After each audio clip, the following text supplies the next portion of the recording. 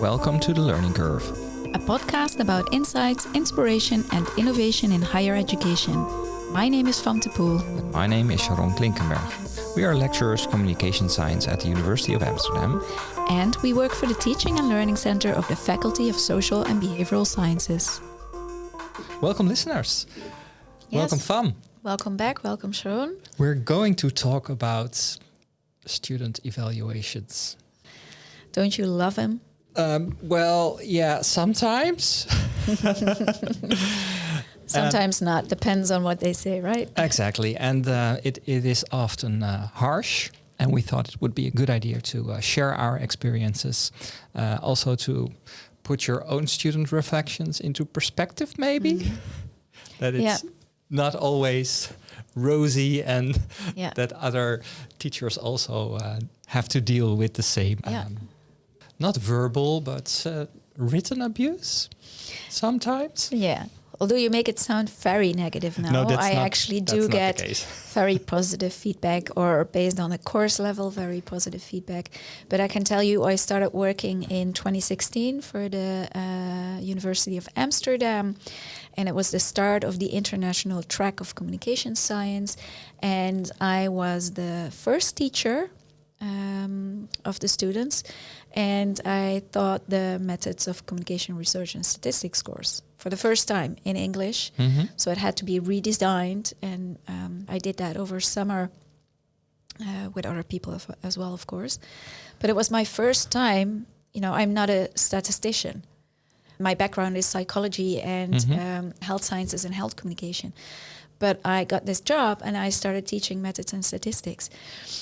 And it was very scary for me as well. Of course. And then I had, But even if you redesign the course, that it's worth, because then it's your baby, right? It's my baby. You put in so much time and effort. Yes, exactly. But then also 22 lectures, I was very used to giving large classroom lectures, but 22 in a row was really a lot. And the course was evaluated really, really well for a first-time course. It was evaluated really good. But then there's just this one remark, and that stick with me forever. And I forgot about all the positive comments. Oh, I wrote that down in our show notes. Yes. The hurtful things. The hurtful things. Stick and sting. Stick and sting. So the comment was, someone like her does not deserve to teach at a university as this one. Ouch. Yeah. So I forgot about anything else, and that was the only one that stuck with me. And of course, I got over it. And what I did get from it were things that I already realized while teaching, and my students saw the same things. And I was like, okay, yes, so that I can change next year. Yeah. So that was the nice thing about the feedback. And throughout the years, the feedback really helped me to develop as a teacher. But sometimes, more often than not, the feedback is not constructive. No. And then it stings and hurts and sticks with you. I think it's very good that you indicate that you have to find some value for you in the feedback and use that to your advantage and indeed to grow. For me, it's always also validating my own evaluation of the course. So also as a lecturer, but also as a course coordinator, I have quite a good idea of what's going on and what's working and what's not. Mm-hmm. And looking back at student evaluations, you often see that yes, exactly. reflected. So in that sense, it's a validation for me. But there are quite some remarks in there. Yeah, well, the one thing that I would like to add to what you just said for junior lecturers who start teaching for the first time or the second time, and they get this feedback, I think proper support is really necessary here on how to read that feedback and what to get from it. And to, even if it's not formulated constructively, to only pick out those things that help you in your development as a teacher. And just ignore, which is really difficult, of course, but all the non-constructive feedback that's not helping you, aiding you in your development. No, indeed. So that's important to look at. And what I do as a course coordinator, because we get the complete evaluation from all our tutors in our class, so I read through everything. Mm-hmm. And indeed, if I find some remarks directed especially at our junior teachers. I try to set up a meeting with them. Yes. Just let's talk about it and put that in perspective, and yes. also share your own experience with how it was when you just started out, because it can be really hurtful indeed. Exactly.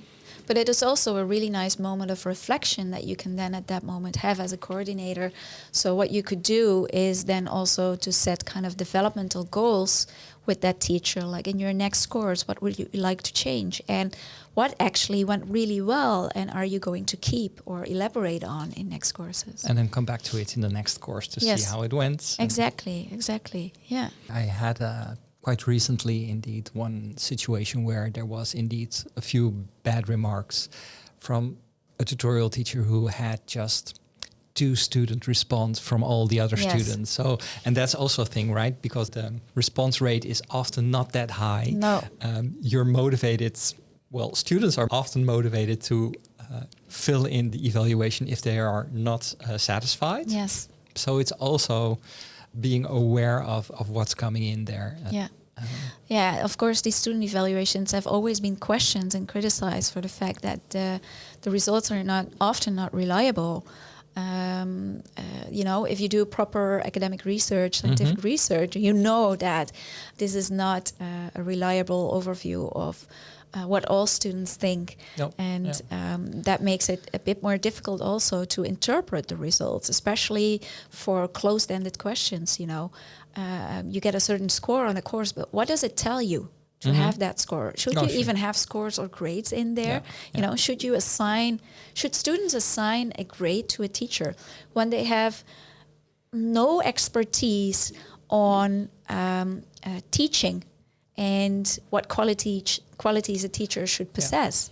So there have been some studies into the course evaluations with some specific dimensions, what they assess, and there has also been some validation studies on these, but it's still that the student is not apt or qualified to judge the teaching. So indeed, so what are they judging? Are they judging the teaching or just I don't like you as a person? Exactly, yeah. Are they really looking at the quality of the teaching, or are they looking at the quality or the way that the teacher talks or explains something? And sometimes there's just no fit between some students and the teacher, and that also happens in real life. So that's part of the deal indeed. I was teaching at psychology before. I came to communication science and been teaching there for years. And then at one point got awarded the SURF Education Teacher of the Year award. Well, and you share that with your students, and that gets told around, so your ratings go up because that happened, and so your scores are very high. And then I came to communication science. These students didn't know me. I gave exactly the same lectures, and they trashed the lectures because they're like, no, I don't like this, and they also don't show up for the lectures. And then of course it's a different student population as well, but they haven't been through the process, not talked about between students. So and also this brings me then to the idea of the observations I make, teachers talking about these evaluations and doing things for higher evaluations. I sometimes joke about this because in this first year bachelor course, I often treated the students to candy. For example, around the 5th of December, when in the Netherlands, Santa Claus, Sinterklaas, comes to bring gifts and candy, I would bring candy as well, or I would do a little experiment where students who gave an answer would get some candy, and then I made jokes like, this is why I get high evaluations. So I can highly recommend you to bring candy next year. Okay, next year. Yes. Okay. But of course we're laughing about this now. But I also sometimes hear teachers ask me like, I don't know what to do anymore to please the students, to make them happy, to get greater evaluations. Because in the end, I am being judged on it by my management, my supervisors, which Should not be the case. Should not be the case, first of all. At the University of Amsterdam, we can only say this for the University of Amsterdam. We don't know the guidelines at other universities, but still, that's what you feel look at. like this is being taken into consideration. Exactly. And that's not a nice feeling, because then you're not looking at your own development as a teacher, but you're looking at what can I do to make my students happy. And that's not what education is about, of course. Absolutely not. I think it's very important not to sell out yourself in that sense. You have to be true to yourself. But it does connect a little bit to one of the topics that we discussed in an earlier podcast, is that we talked about being accessible to students. And if you can be accessible to students, it's easier to alleviate this, right? Yeah, that's true. For example, when you're greeting your students when they enter, right? Yeah, and exactly. It's so good to see your smiling faces today. Yes, and even personally when they enter the room, like, hey, Ben, hi, Alicia, etc. Good to have you back here.